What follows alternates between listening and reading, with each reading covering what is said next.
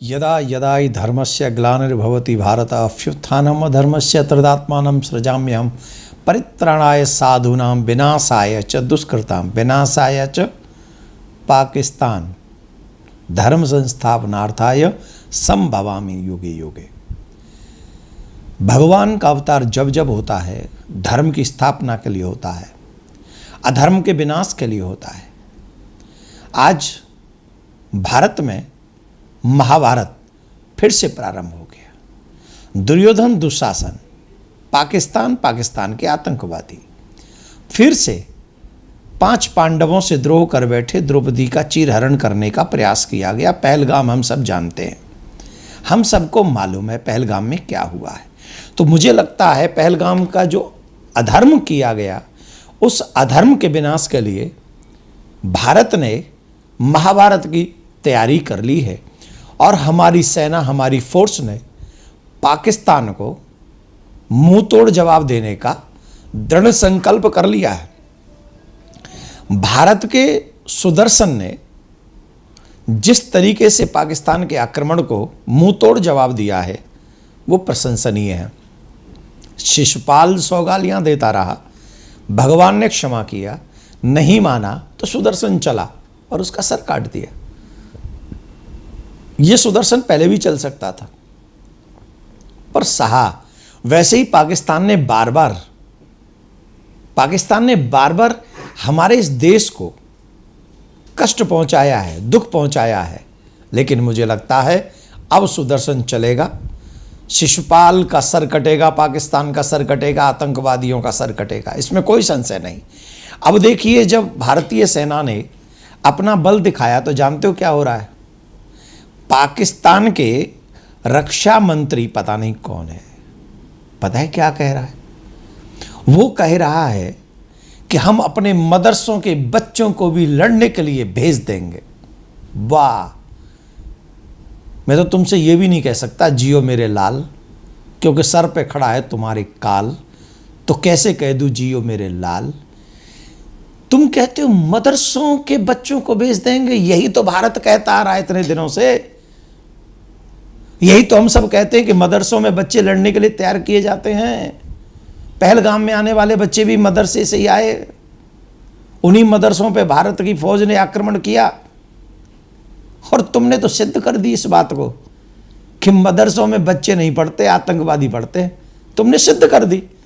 अगर भारत में ये बात किसी को बुरी लगे तो मेरा हाथ जोड़ के निवेदन है, पाकिस्तान के रक्षा मंत्री को जाके दूंचो, उसे पीटो और उसके जैसी सेवा करनी हो करो, क्योंकि ये बात उसने कही है, मैंने नहीं। तो इसमें मेरी कोई रिस्पॉन्सिबिलिटी नहीं है। खैर, एक बात तो ये सिद्ध हो गई कि मदरसों में कौन बनते हैं, कौन पढ़ते हैं और क्या करते हैं। ये बात तो सिद्ध कर दी पाकिस्तान के रक्षा मंत्री ने। दूसरी बात, जो भारतीय सेना ने मदरसों के ऊपर आक्रमण करके, आतंकवादी ठिकानों पर आक्रमण करके जिस तरीके का कार्य किया है, उससे पूरे भारत के लोगों को गौरव महसूस हो रहा है। और सबसे ज़्यादा महसूस तो मैं उन कश्मीरी पंडितों को भी याद करूंगा, जिन कश्मीरी पंडितों को मस्जिदों से स्पीकर में ये कहा गया था कि तुम अपनी बहन बेटियां छोड़ जाओ और तुम चले जाओ। वो दुख, वो कष्ट, वो रंज कोई नहीं बोल सकता। उन्हें शांति मिल रही होगी कि अब भारत, जो नया भारत है, वो न सिर्फ पहलगाम का बदला लेगा, न सिर्फ कश्मीरी पंडितों के दुख का बदला लेगा, कहीं भी अगर सनातनियों पर, भारतीयों पर कोई कष्ट होगा तो नया भारत जम के उसका बदला लेगा। और ये बात अब हमारे सामने है।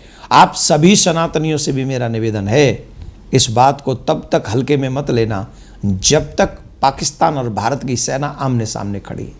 हम सबको केयरफुल होकर अपने भारत का और भारत की फोर्स का सम्मान और उत्साह दोनों बढ़ा के रखना है।